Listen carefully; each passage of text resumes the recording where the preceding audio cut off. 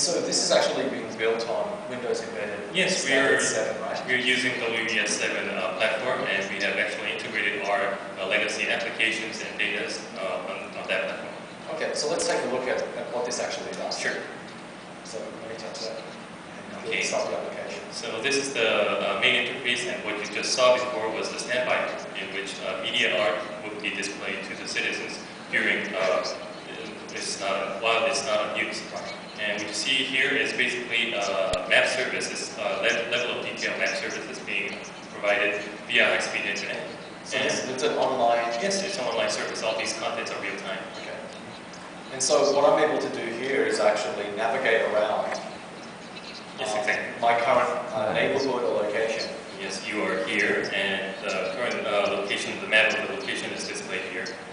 And so what's actually displaying for me are restaurants and eating places. Yes, restaurants and guides to the restaurants, or points, let's say, ratings of the restaurants will be displayed here. And not only restaurants, but also categories of shoppings and hobbies, or gas stations or other public facilities will be displayed according to layers. Right, okay. So what I can do is I can actually navigate to this part of the screen and actually use multi-touch to actually zoom in. Yes, and see more detail as to what is nearby my location. So if you want to look at a restaurant which is nearby, you can zoom in to actually visualize the route to the restaurant, or you could always zoom out using the multi-touch functionality. Okay. Now I remember the last time we were looking at this, there was a satellite view as well. Yes, this also supplies the satellite mode, in which you could visualize the real road of the neighborhood. Right, so I'm actually looking at kind of like a live satellite view, and I can still use the zoom in and zoom out features. Yes, that's correct. That we showed before. One thing that I thought was really cool about this was the augmented reality mode. Yes, it also comes with AR mode. So let me just enter that at the moment. So now what we're looking at is actually the view from the camera that's integrated into the rear of the device, right? Yes, this device has a camera integrated at the back of the display. And as you would have noticed, this is a pivotal device which would actually provide pivoting functions and would be able to visualize the community. Actually, this device is designed to be implemented outdoors at parks or roads. Okay. So we have a camera which is shown at the back of the stage. Oh, okay, I understand. So I understand that also what we did was we preloaded one of the actual scenes. Yes. So that we could see what the features would look like. Press this one over here. Okay.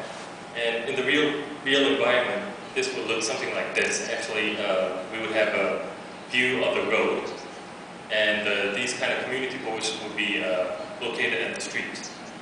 Oh, okay, great. And so by clicking on one of these things, let's say I'm a property planner or town developer, I can actually superimpose upcoming developments so that the community can see, for example, what the new landscape is going to look like. Exactly. This board was designed for the purpose of showing what the community would be like and to integrate how the users would interact with the community. So, as you mentioned, the 3D models of the buildings that are to be built will be superimposed to the real environment, and these types of images will be displayed to the public.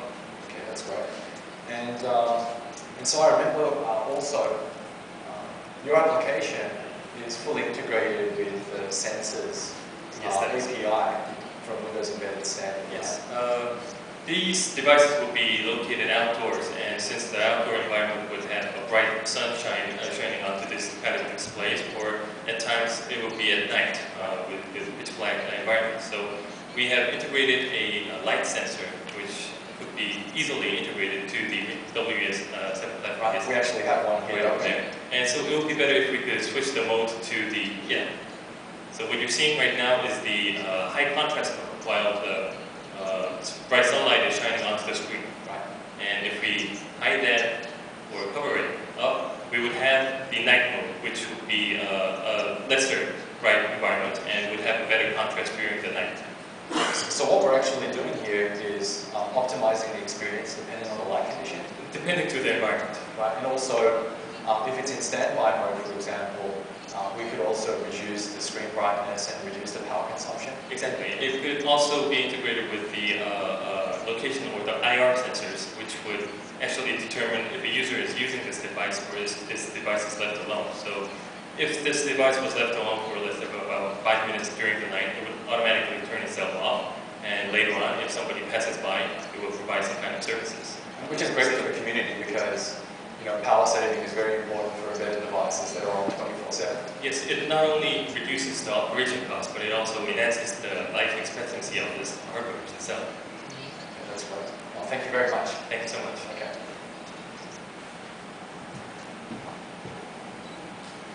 So it gives you a